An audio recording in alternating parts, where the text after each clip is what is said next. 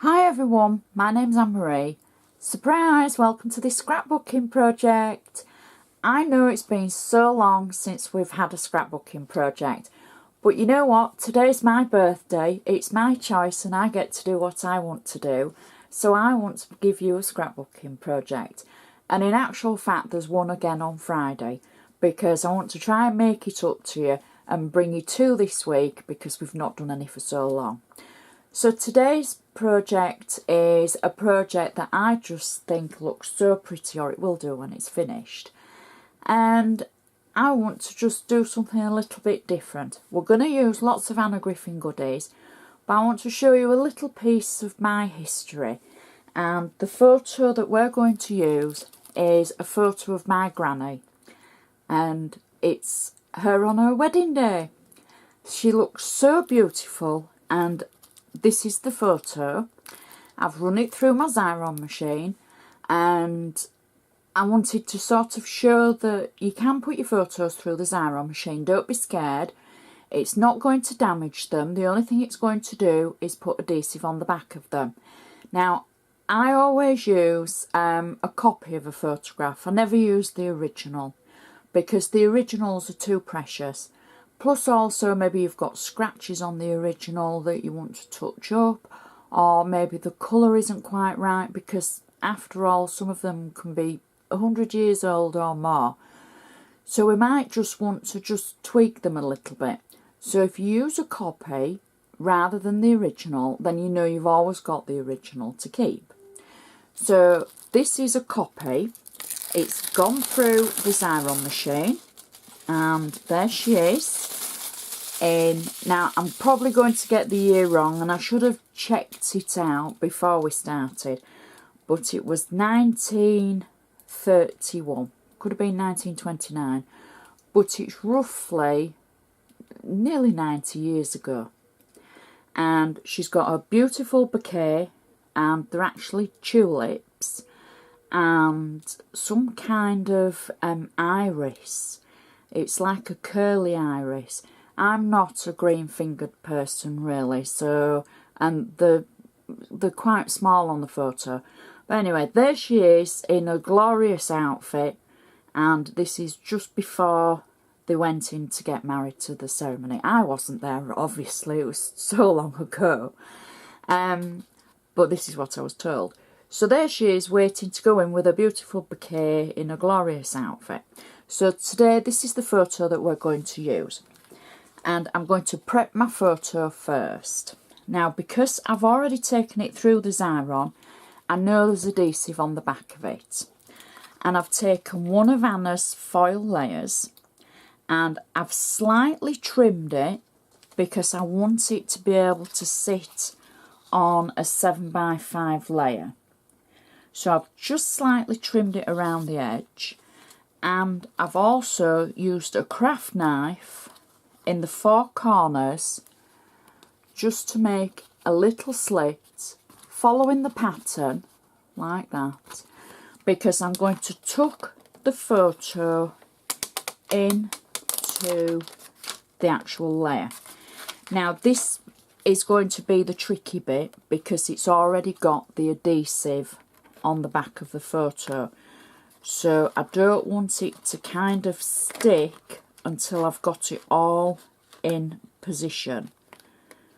And this might go horribly wrong because I'm not going to have a lot of chance to straighten it before it sticks itself down. There we go. Not too bad. Not too bad. Kind of straight. Would have liked to have tweaked it down a little bit. But that gives you the idea. So we've got the corners just embracing the top of the photo. And we're going to take this onto just a layer to give it an extra bit of colour. So I've got tape on the back of it, and I can just add this to one of Anna's 7x5 layers. Like that. I'm hoping you can see. I have to have my camera positioned differently for doing scrapbooking pages. so I have to remember to reach away from myself to be able to get it in full camera shot, so you'll have to forgive me. I'm not good at this videoing thing, not really, she says. So that's my photo, matte and layered. And already, you know, it looks quite good. It's bringing out the photo, making it stand out. You could add a back and have that just as a photo frame. That would look really cool. But we're going to make a full page. And what we're going to do is we're now going to make our page. So I've got a piece of black cardstock for my background. And this is something that I really like to do, to work on a background, as it were, because I think it gives it a lot of strength. I've taken 4 of Anna's foil layers. Now I've slightly trimmed these down a little bit, and I'm not worrying about how I'm positioning them, whether they're upside down or not, because the pattern on the actual foil layer is, well, it's so pretty it doesn't really matter. And if there is a pattern to follow, then you'll have to forgive me, because then I'll have done it wrong. But it doesn't matter, because it's my scrapbooking page, and if I've done it wrong, it's my fault, my page. And there's not doing anything wrong in crafting. You know, we just have happy accidents, and then we make the best of them or put a butterfly on them. So what I've done is, where I've trimmed them down, I don't know if you can see, I've just trimmed them less than the 6x6 that they were, so that when I'm mounting them onto my black card, I've just got that edge around the black card. So I'm just going to turn it round. All 4 are different colours, because in Anna's kit she gives such a range of great colours, and funnily enough these are 4 that I had left over, and sometimes you work with 2 of them, you want matching ones, and I thought, no, let's just go for like a patchwork effect with 4 different ones on the background, and then it will just look really, really pretty. So just match that last one up like that, and I'm gonna go with it, I think that way. Yeah, that looks kind of nice. So we've got our 4 different ones on the background, and they've all married up nicely to the centre, and now it looks like we've actually got just an extra page on our black background. So I can put my photo on my page. Now you can see where I've edged it with the green from the metallic layer. That's what's going to make it stand out against the background. I've got double-sided tape on the back of this, and I'm going to position this through the middle. Now you know I'm kind of like a symmetrical kind of girl, because I don't know, there's something about having things that are symmetrical. Maybe that's the designer side in me coming out. And my grandfather, the gentleman that my granny married, and you can see my granny, he was an architect, so maybe there's something in that there that, you know, makes it like that I like symmetrical. So that's my photo mounted on to my background. Next, what I've done is I've got 2 sentiments from Anna's vellum sticker collection, and I've mounted them onto ivory cardstock, and I've taken them through the Xyron machine. Now, a lot of people ask about making sentiments. Now, this is a great idea for sentiments. So I'm just going to peel the back or the front of my Xyron paper away. I've already smoothed them over and used a bone folder to go around the edge to break the seal. And what I've done is I've created 2 little mounts for my sentiments, like this. And I've used a green cardstock for the background, And then I've made the tails using Anna's Paper Tricks 2 and the swallowtail die. And I've used paper from the Charlotte collection, and I've simply snipped it in half and then added it as a tail. I've got 3D foam on the back of it, and it's ready to have a sentiment put on it. So what we can do is peel away our sentiment from our Xyron sheets and add that to the background like that. And so now we've got a sentiment ready to be stuck on. And I'm going to position this sentiment just at that side of the photo. The second sentiment I've peeled away from my Xyron backing sheet, and I can add that to our background, and then I can peel away the back of my 3D foam and add that to the side of the photo again.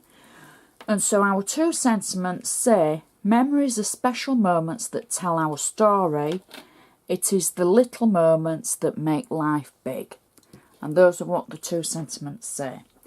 And now I've got a third sentiment, and it says timeless memories, and I'm just going to pop this at the bottom of the photo.